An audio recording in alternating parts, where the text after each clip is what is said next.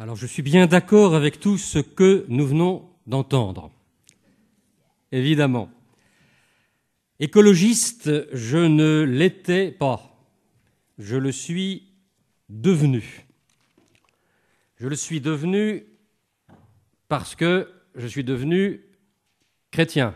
Je suis un converti, ou plutôt exactement, je suis un catholique born again, comme disent nos frères évangéliques. Et jusque-là, je considérais que l'écologie, c'était un truc un peu vaseux, un peu politisé. Un peu, bon, pour tout dire, je m'occupais d'un journal qui s'appelle Figaro Magazine et qui n'était pas le parangon de l'écologie. Bon. À partir de la conversion, j'ai vu les choses basculer sous une autre lumière. Et en particulier, je me suis dit que tout ce qu'on disait sur la culpabilité de la Bible dans le saccage de la planète, il fallait aller voir de plus près ce qu'il en était. Est-ce que réellement le saccage de la planète vient d'un certain verset du livre de la Genèse qui dit à l'homme de dominer la Terre? C'est ce qu'on disait beaucoup chez les écolos ultra, dans les années 70, après un certain article bien connu d'un universitaire américain nommé Lynn White qui expliquait que, dans la revue Science carrément, qui expliquait que la Bible était la grande coupable. Alors la Bible, qu'est-ce qu'elle dit en réalité? Eh bien, on s'aperçoit que non seulement la Bible n'est pas le permis de saccager la planète, mais qu'en plus, c'est le seul texte spirituel fondateur dans l'humanité qui contient en germe les idées forces de l'écologie d'aujourd'hui. Je vous explique ça rapidement, très rapidement. Le fameux verset 28 du chapitre 1, Dieu leur dit « Reproduisez-vous, devenez nombreux, remplissez la terre et soumettez-la, dominez, etc. » Il y a quand même une sorte de problème de traduction, parce que le verbe hébreu qu'on traduit en français classique par dominer ou soumettre, c'est pas le même sens. C'est au sens où le paysan domine ou soumet son champ. Il ne le domine pas, il ne le soumet pas pour le détruire, ou comme le roi domine son royaume. Ce n'est pas pour le détruire, c'est pour le faire fructifier, au moins en principe. C'est la première erreur. Mais ensuite, quand on tourne la page et qu'on passe au chapitre 2 de la Genèse, on découvre deux trucs absolument essentiels.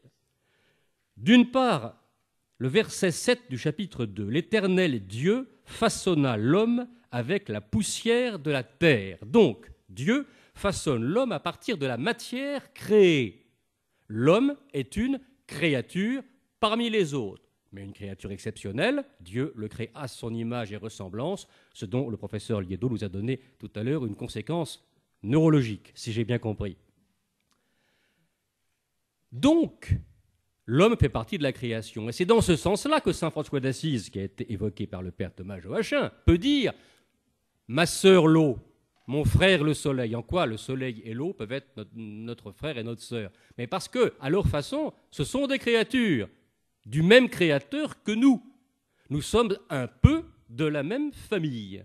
Ce n'est pas une hérésie de le dire, c'est saint François qui le dit, dans un cantique qui s'appelle le Cantique des créatures et qui est un des grands classiques de la mystique chrétienne et catholique.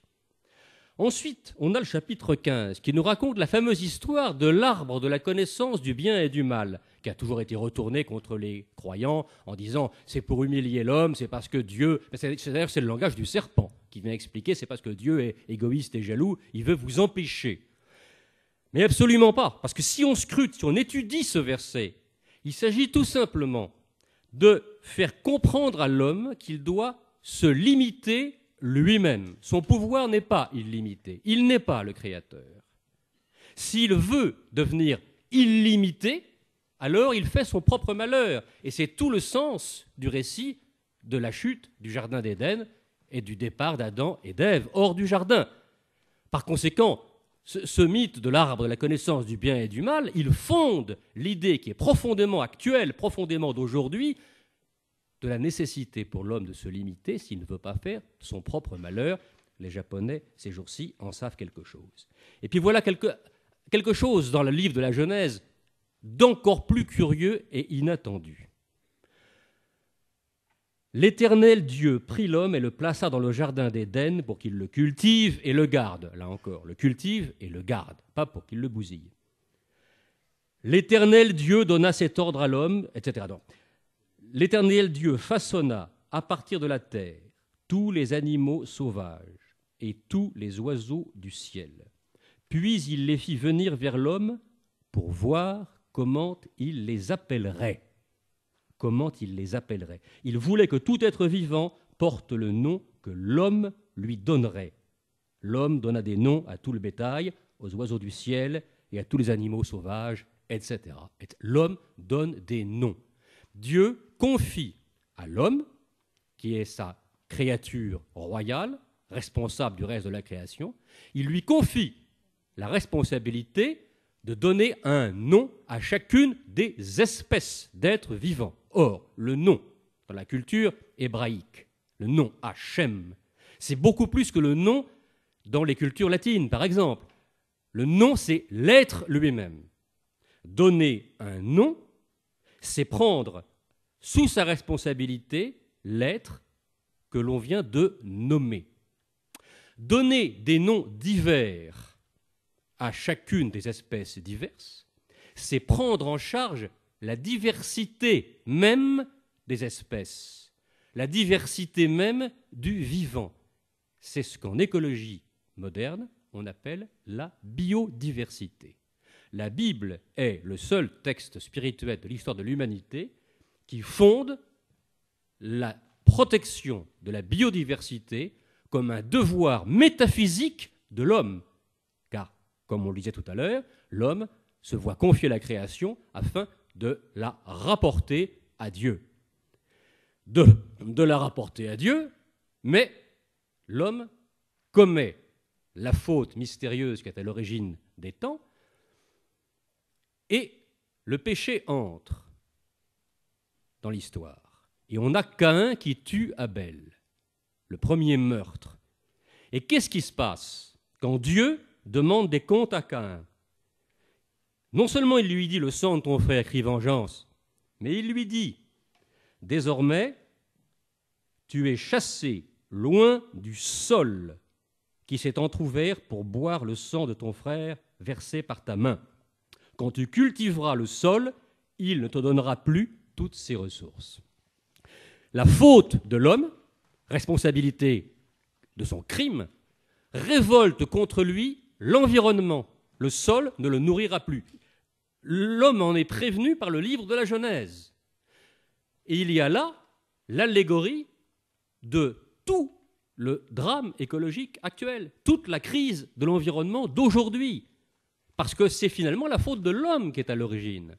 L'homme est responsable. Et les gens qui viennent nous dire que de parler des dangers écologiques, c'est faire du catastrophisme, ce sont des gens qui nient tout simplement que l'homme soit responsable. Mais quand on se met à nier la responsabilité humaine, quand on se met à dire que tout ce que fait l'homme est bien, on sort du christianisme. On n'est plus chrétien. Il y a donc pour le chrétien le devoir d'être écologiste.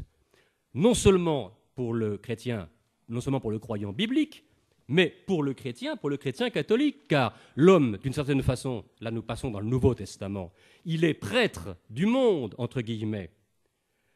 Le Christ est chair et sang, il est pain et vin. D'une certaine façon, le Créateur se fait fils de sa propre création. Dieu épouse la matière. L'incarnation du Fils est la suite et le couronnement de la création du monde. Le Christ ressuscité devient le monde à lui seul. Il incorpore à lui tout ce qui vient à lui, comme dit Saint Jean, chapitre 6, verset 37. Et nous sommes tous solidaires du reste de la création dans le Christ ressuscité, dans le Christ total, dans le Christ cosmique, celui de l'eschatologie. Et nous entraînons avec nous toute la création, comme l'indique très bien et aussi saint Paul, pour la présenter au Créateur. Alors c'est un survol ultra rapide des 2 testaments, on pourrait en parler pendant 8 jours, pendant 8 mois ou pendant 8 ans. Mais en tout cas, voilà qui permet de dire à tous ceux qui affirment que le judéo-christianisme est la matrice et l'origine du saccage moderne de l'environnement, que c'est complètement faux, qu'il est vrai que les sociétés animées par des chrétiens ou soi-disant tels sont à l'origine du système économique qui réellement saccage la planète, mais c'est parce que ce système n'a rien à voir avec le christianisme. Ce que d'ailleurs tous les textes sociaux de l'Église catholique nous rappellent sous une forme plus ou moins directe, mais tout à fait compréhensible. Car que se passe-t-il aujourd'hui ? Eh bien, je vous parlais de textes de l'Église catholique, voilà le plus récent. Conférence des évêques de France, ça s'appelle « Grandir dans la crise », ça vient de sortir, et on y trouve des choses d'une clarté totale. La crise couvait depuis longtemps. Elle s'est manifestée d'abord dans le domaine écologique, puis les crises alimentaires, financières, économiques, monétaires et sociales se sont succédées rapidement, révélant une crise bien plus profonde, une crise spirituelle, une crise de sens. Cette crise du sens profond de l'existence a été masquée, ce sont les évêques qui parlent, par une confiance excessive dans l'économie libérale. Il est clair aujourd'hui que l'économie ne peut fournir les réponses adéquates à tous les problèmes. L'économie libérale dérégulée nous offre comme seul horizon la consommation de toujours plus de biens matériels. La vacuité et la dangerosité d'un tel projet de société sont évidentes. Il épuise la planète, il réduit l'homme à un rôle de producteur-consommateur et il mine la confiance indispensable à la vie commune. Et les évêques ajoutent, la croissance économique, ce qu'on appelle la croissance, la sacro-sainte croissance, repose de plus en plus fortement sur la consommation privée, elle-même fondée sur l'activation du désir. C'est ainsi qu'on a créé l'illusion qu'en assouvissant toujours plus ses envies individuelles à travers une consommation effrénée, chacun contribuerait automatiquement à un accroissement du bien-être collectif. Or, la crise nous montre qu'il n'en est rien. Non seulement certains comportements nuisent au bien commun, mais notre modèle de consommation lui-même n'est pas durable. L'aggravation des problèmes environnementaux ne peut que renforcer ce constat. Elle souligne l'importance vitale de biens tels que le climat, l'eau, les sols, la diversité du vivant, la qualité des paysages et du cadre de vie qui ne peuvent être gérés que collectivement. Ce sont les évêques qui parlent. De plus, certaines ressources économiques comme l'énergie, les métaux rares ou les surfaces cultivables sont en quantité limitée et devront être équitablement partagées. Nous sommes donc confrontés à une double exigence d'équité et de responsabilité conjointe face à l'avenir. La crise écologique est un véritable signe des temps, l'invitation à un saut qualitatif de l'humanité vers une conscience plus aiguë de son unité, de son interdépendance et de ses devoirs. C'est le sens même du bien commun qu'il convient de retrouver. Pardon d'avoir cité un peu longuement, mais c'est absolument essentiel parce que c'est le texte le plus récent de l'épiscopat français et qu'il vient en écho direct des propos du Vatican lui-même, le pape en tête. Tout à l'heure, on va se demander s'il faut des changements radicaux et de quelle nature.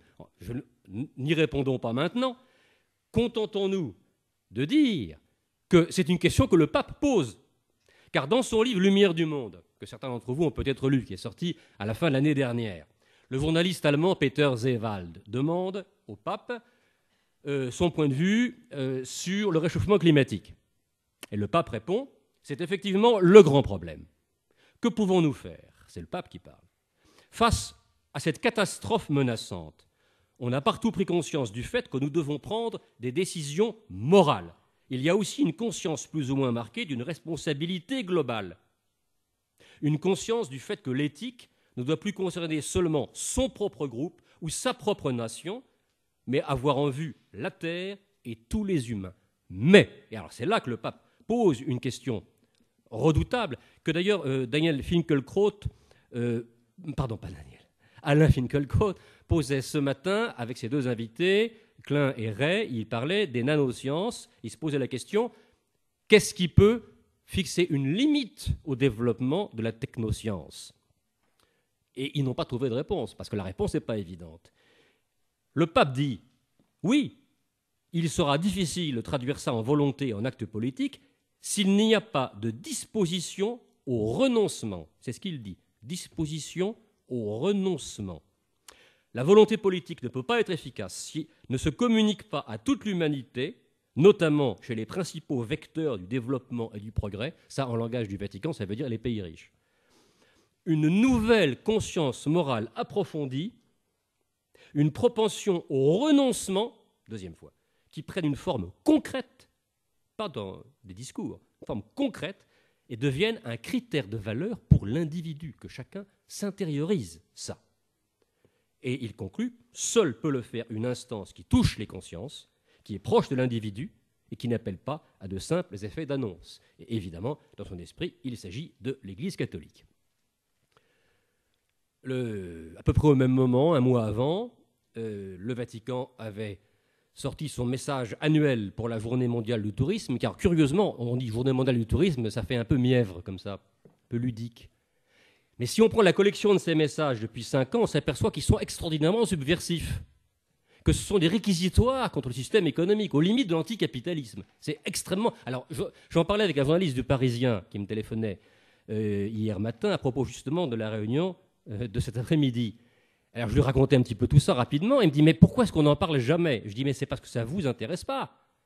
Vous, les journalistes, nous, les journalistes, chers confrères, nous, quand il est question du préservatif, alors là, oui, on écrit. Mais quand le pape nous parle d'écologie, d'économie, de politique, et bon, alors là, ça ne nous intéresse plus du tout. Pourquoi? Examen de conscience à faire. Donc, pour ce message sur le tourisme, 27 septembre, 3 graves dangers, dit-il, exigent une solution urgente: les changements climatiques, la désertification et la perte de la biodiversité. On est en pleine écologie. En juin, quelques mois plus tôt, le père Lombardi, patron de la salle de presse du Vatican, porte-parole du pape, au moment de la catastrophe du golfe du Mexique, dans laquelle la culpabilité de la multinationale pétrolière BP est évidente.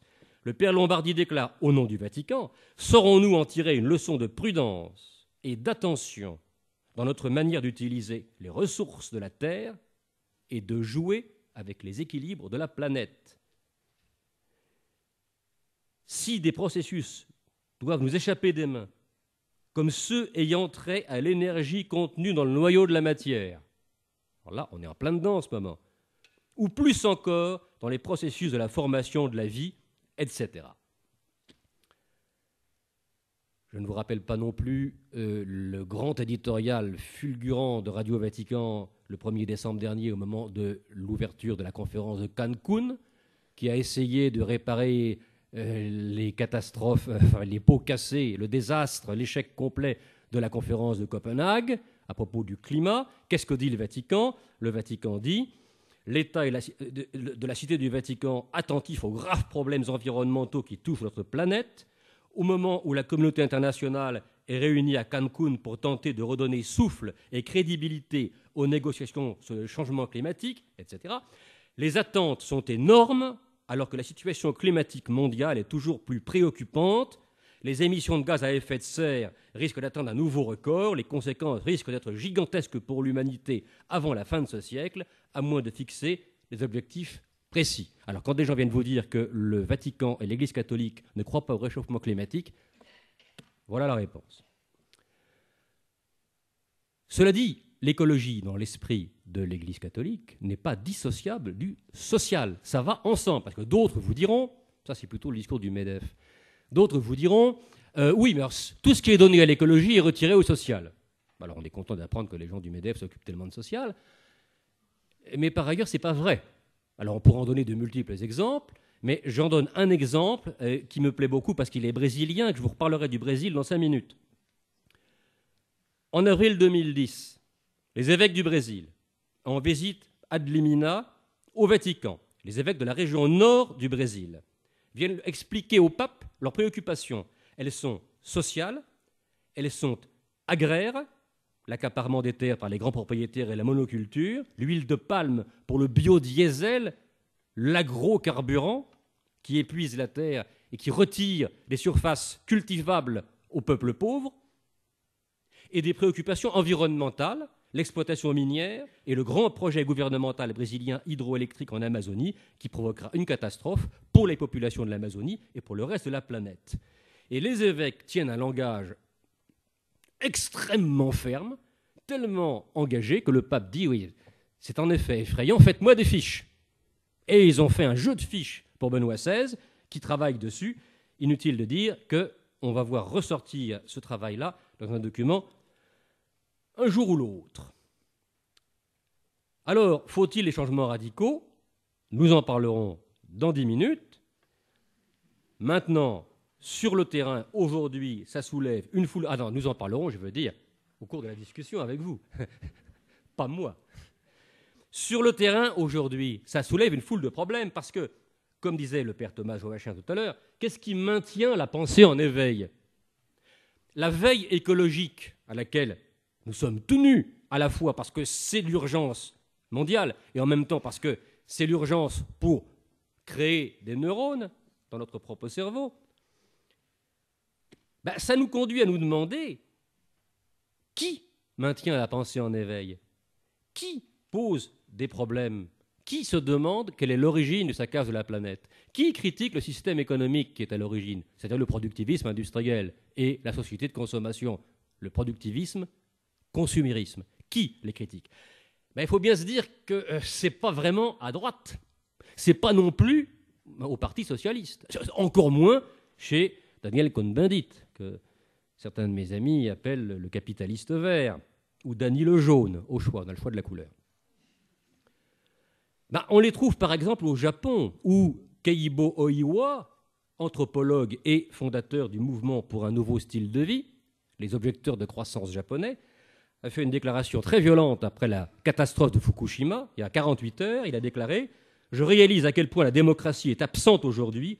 Nous autres citoyens, nous avons été jusqu'à ce jour sous le contrôle de gouvernements successifs liés aux intérêts de TEPCO, une société privée. » Donc, il faut créer une alternative à cela.